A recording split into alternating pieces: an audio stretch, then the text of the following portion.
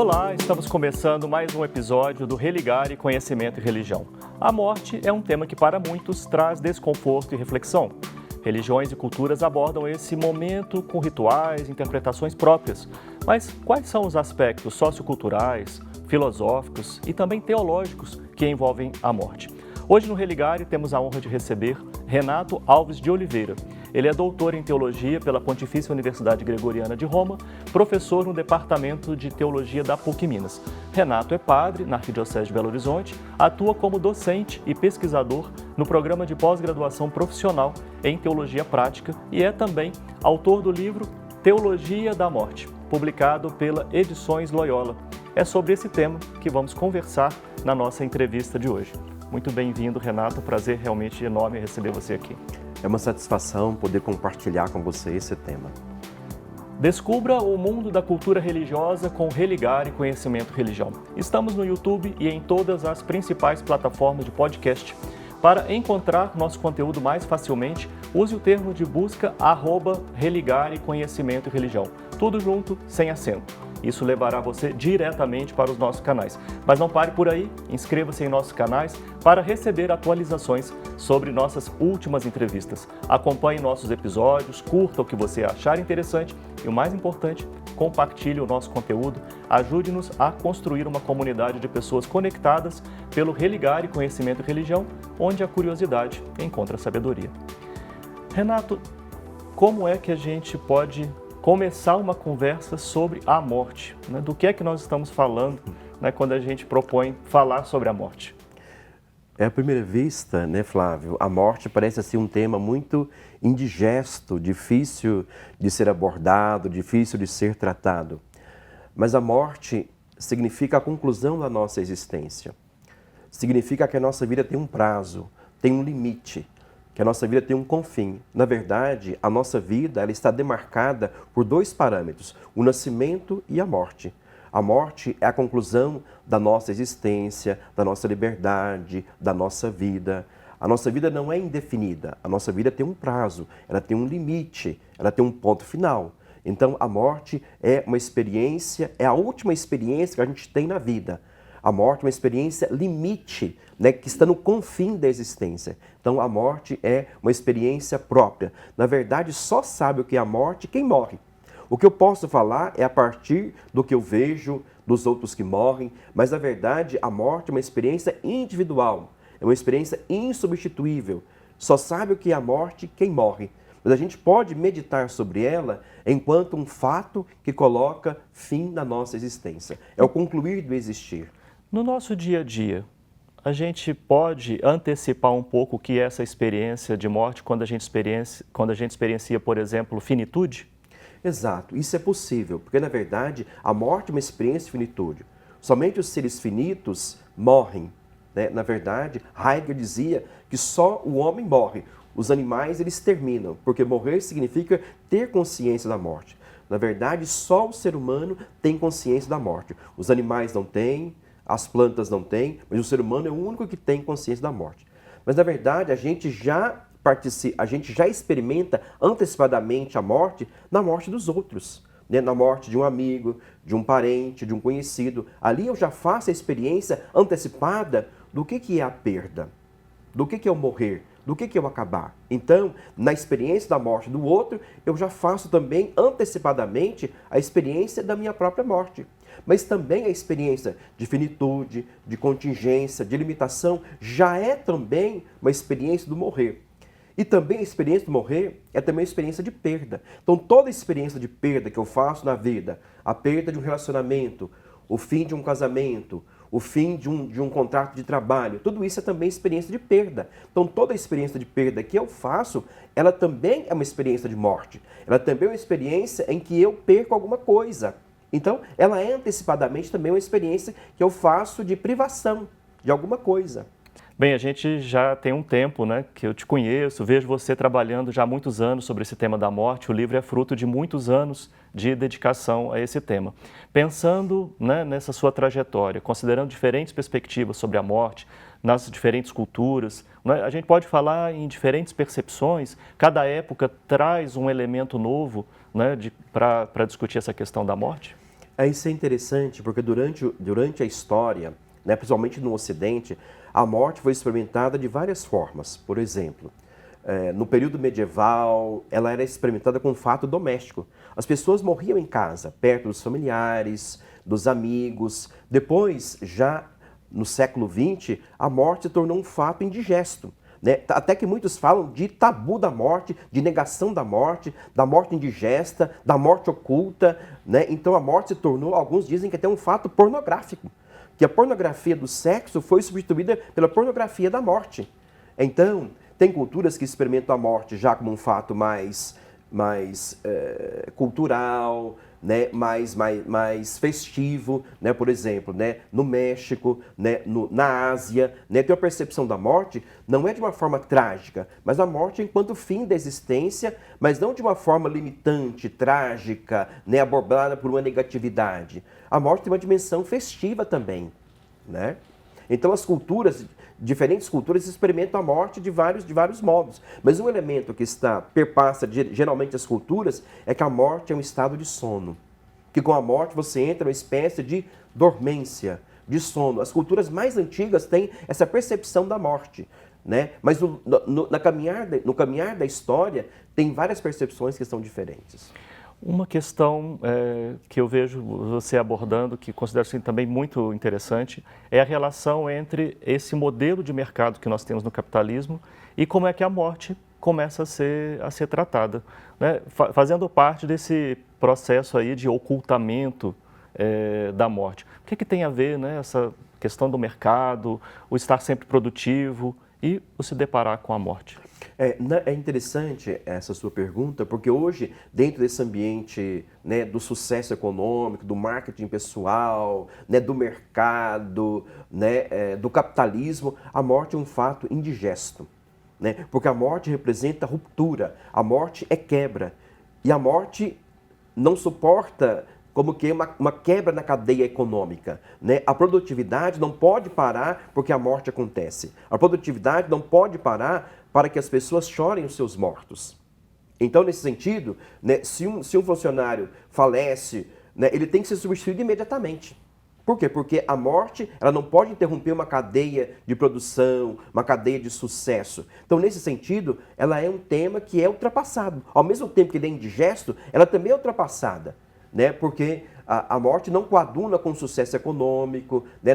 Porque ela representa tudo aquilo que é negativo, ruptura, quebra, divisão, separação. E essa linha de produção, essa linha comercial, essa linha de produtividade, ela não pode ser interrompida por um fato antropológico, por um fato humano como é o tema da morte. Então, uma pessoa que falece é substituída imediatamente. Uma pessoa que vive um luto tem que viver um luto abreviado. Então, nesse sentido, até a perspectiva econômica trouxe um abreviamento do luto. Se antes o luto era vivido por um período prolongado de tempo, o sucesso econômico, a vida produtiva, não suporta você parar para poder chorar os mortos. Então, nesse sentido, a morte, no seu processo de luto, ela foi abreviada. Ela foi abreviada. Por quê? Porque não suporta a morte como um fato indigesto. Né? Sim. Bom, estratégias para não pensar na morte, uma delas é você se ocupar o tempo inteiro, trabalhar o tempo inteiro, então não sobra tempo para pensar. Faz parte também dessa relação entre capitalismo e a morte? Também, alguns estudiosos, né, italianos, né, falam que essa cultura do divertimento, essa cultura né, que a pessoa tem que estar o tempo todo conectada, que ela não pode ter um espaço livre para poder pensar em temas existenciais profundos, né, temas como a morte, a solidão, a angústia. Então, ele tem que ser preenchido rapidamente. Eu não posso ter tempo livre, porque senão eu começo a pensar em temas muito profundos, e dentre eles o tema da morte. Então, a pessoa tem que estar o tempo todo conectada, ela tem que estar o tempo todo fora de si, para que ela não entre dentro de si e comece a pensar em temas muito profundos. Em temas que levam a reflexão, a meditação sobre questões existenciais que são profundas. Então, uma cultura do divertimento, dos esportes radicais, uma cultura da conexão, ela desloca a pessoa para que ela não fique pensando em temas muito profundos. No próximo bloco, nós vamos falar como a morte é abordada nos meios de comunicação. Vamos para um rápido intervalo e voltamos já.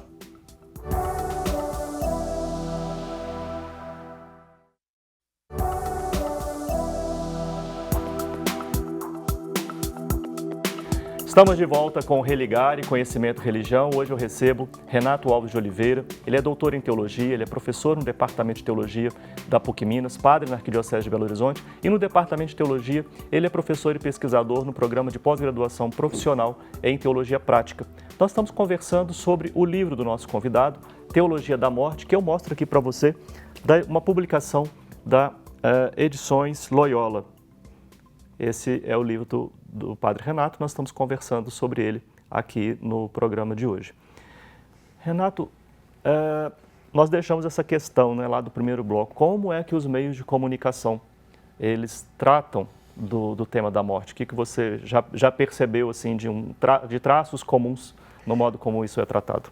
Tem fenômenos que são paradoxais. Se do ponto de vista social, cultural, atualmente há uma rejeição, uma negação, há uma indigestão em tratar do tema da morte, porque hoje as pessoas têm muita dificuldade, né, nas conversas diárias, nas conversas nos trabalhos, com os amigos, de abordar esse tema.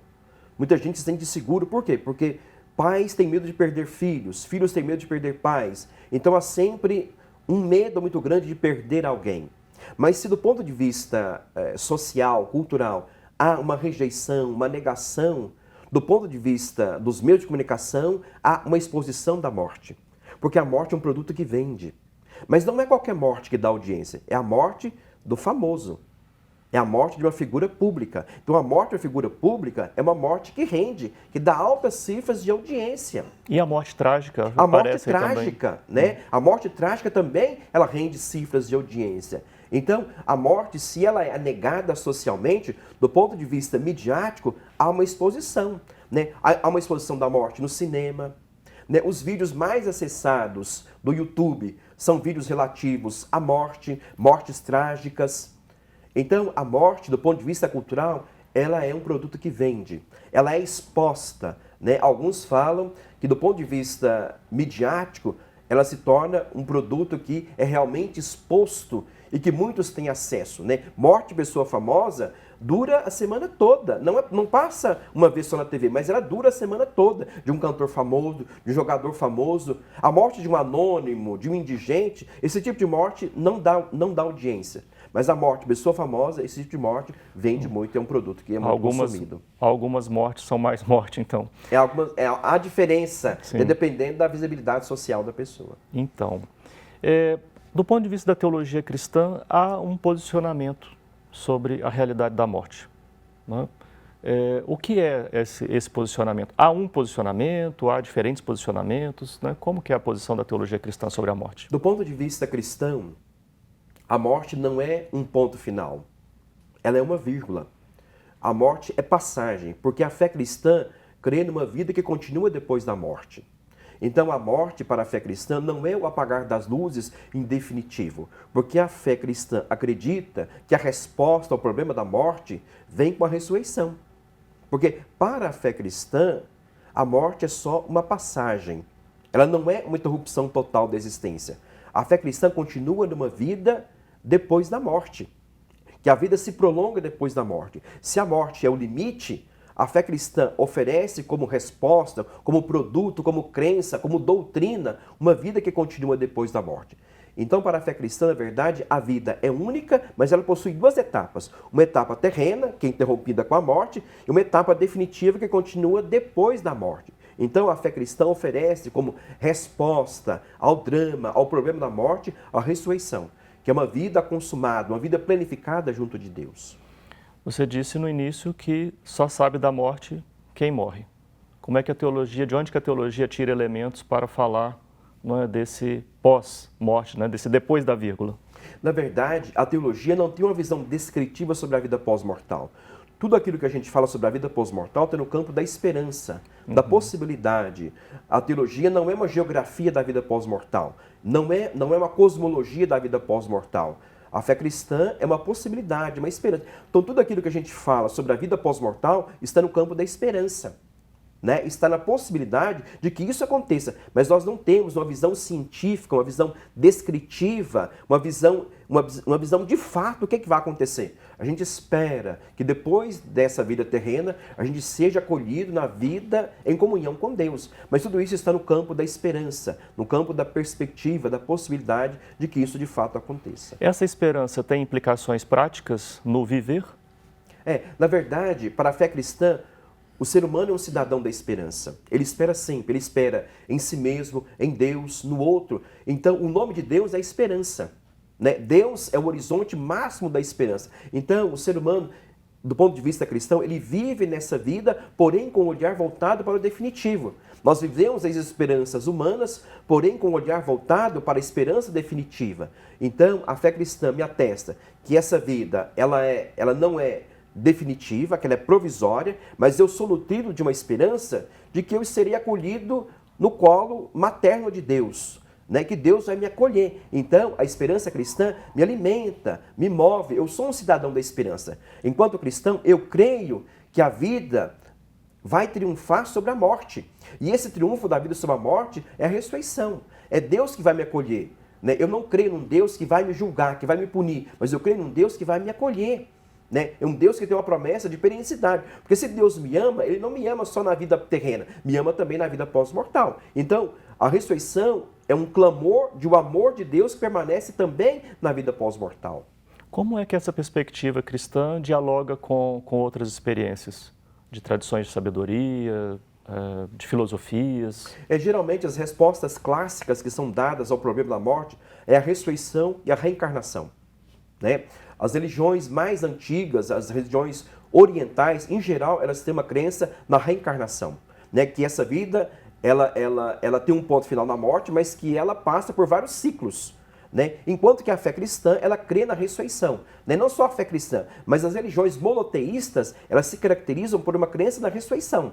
Né? Em geral, as religiões que creem na reencarnação é o budismo, né? O hinduísmo, que é a religião mais antiga do mundo, é o shintoísmo. Né? Então, nós temos doutrinas diferentes, perspectivas diferentes, mas todas elas têm um traço que é comum, que essa vida não termina na morte, que essa vida se conclui após a morte. Desde culturas indígenas até outras culturas creem numa vida que continua depois da morte. Quer dizer, há uma comunhão entre aqueles que morreram e aqueles que ainda vivem. Isso é um elemento que perpassa várias culturas. Essa comunhão entre os que morrem e a comunhão entre os que ficam. A chave para fazer essa leitura é a esperança. É a esperança. Né? A esperança me faz crer que essa vida ela não vai deflagrar de forma cabal, que essa vida não vai mergulhar no nada, que ela não mergulha num abismo. A fé cristã me alimenta a esperança de que um dia eu seria acolhido na vida eterna. E isso é uma crença comum nas várias culturas, nas várias religiões, que existe uma vida que perpassa a morte, que existe uma vida que perdura sobre a morte. E a fé cristã oferece como resposta a esse drama da morte a ressurreição, enquanto que outras religiões oferecem a reencarnação. Uma questão que inquieta e que, por exemplo, está por detrás de tudo que nós estamos falando é uma concepção de ser humano, né? E essa visão corpo, espírito, corpo, alma, né? Acho que a gente podia encaminhar para concluir essa nossa conversa falando sobre que antropologia, né, que concepção de pessoa humana está aí por detrás dessa pensar a morte. Então, dependendo da visão de ser humano que você parte, você chega a uma visão de morte. Uma antropologia, uma visão de ser humano que é dicotômica, que é dualista, chega na concepção da morte como divisão de corpo e de alma. Então, uma antropologia dualista gera uma visão de morte. Então, se o ser humano é formado por dois ingredientes heterogêneos, corpo e alma, que eles não se misturam, que eles estão duelando, então a morte vai ser uma divisão de corpo e de alma. Então, para uma antropologia, digamos, mais holística, mais da inteireza, mais sistemática, que vê o ser humano como um todo, né, a morte é a conclusão da existência. Né? Não só uma cisão de corpo e alma, mas a morte é o fim de uma singularidade. A morte é o fim de um valor absoluto. Na verdade, a morte humana é o fim de um valor absoluto, de um valor insubstituível. Né? Mostra a dignidade da pessoa. Então a morte do ser humano não é como a morte de um animal, porque o ser humano possui um valor absoluto. Então a morte do ser humano é o fim de um valor absoluto, é o fim de uma individualidade. Então uma antropologia holística, da inteireza, ela compreende a morte como o fim de um valor absoluto, o fim de uma singularidade absoluta, o fim do ser humano que padece diante da morte. Bom, para ir agora para concluir mesmo, desafios pastorais no tratamento da morte. É interessante que, do ponto de vista pastoral, é importante dar atenção, talvez, sobre a questão do luto, entendeu? Uma questão, porque cada pessoa vive o luto de uma forma diferente, né? E isso tem que ser respeitado. Não existe um prazo. O luto é igual causa jurídica. Você sabe quando ele começa, mas não sabe quando ele termina. Então, cada pessoa vive o luto de uma forma diferente. Então, do ponto de vista pastoral, é trabalhar com pessoas enlutadas, pessoas que passaram pela experiência de perder alguém. Então, pessoas enlutadas precisam de uma atenção, precisam de uma acolhida. Então, do ponto de vista pastoral, talvez seja importante trabalhar com pessoas enlutadas. Entendo. Renato, muito obrigado pela sua participação aqui. Mais uma vez, fazer chegar até quem está nos acompanhando a imagem do livro, não é, do Renato Alves de Oliveira, Teologia da Morte, uma publicação de Edições Loyola. Então, muito obrigado pela sua participação aqui. E assim chegamos ao fim de mais um episódio do Religare Conhecimento e Religião. Gostaríamos de lembrar que somos um projeto de divulgação científica do Programa de Pós-Graduação em Ciências da Religião da PUC Minas. Se você deseja saber mais sobre as nossas atividades, sobre os nossos cursos de especialização, de mestrado, de doutorado, convidamos você a visitar o nosso site pucminas.br/ppgcr. Nosso muito obrigado a você por nos acompanhar. Nosso muito obrigado à nossa equipe que permite que o Religare chegue até você. Nós estaremos de volta na semana que vem. Um abraço muito cordial e até o próximo Religare Conhecimento e Religião.